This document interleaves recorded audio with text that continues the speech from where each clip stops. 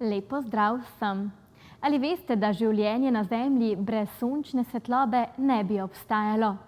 A hkrati se ne bi moglo razcveteti, če bi Zemljo dosegla vsa sončeva energija.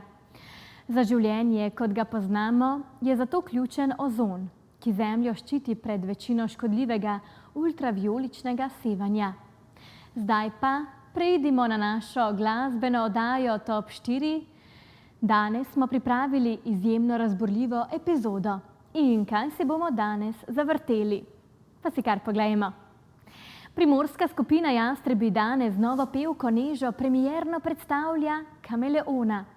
Skladbo, ki so jo tokrat spisali kar na eni od njihovih veselic.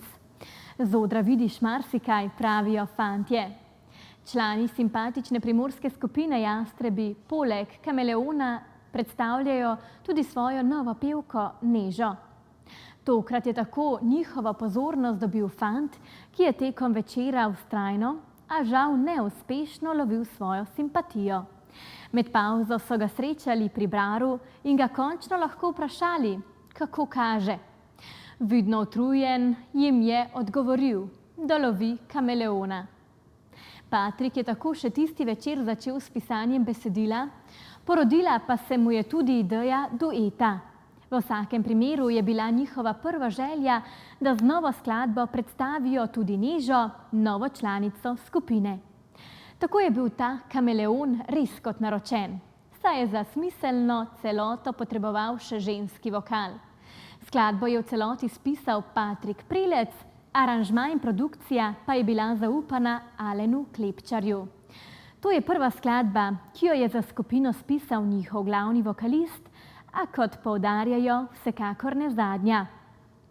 Morda smešno, a Patrik svoji skupini nikoli ni povedal, da rad piše pesmi. Šele ko jim je pokazal svojo prvo avtorsko skladbo, Pesem o tebi, ki je nato izšla v začetku septembra, je o tem stekla beseda. Vsi so bili navdušeni nad slišanim in ga takrat tudi prosili, da naslednjo spiše še za njih.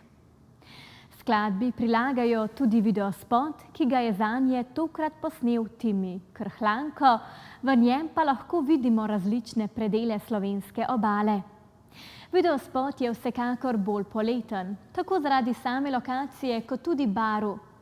Snemanje je bilo seveda malce naporno, sploh ker so ga snemali na odprtem in med ljudmi, kjer težko kontroliraš, kaj se dogaja.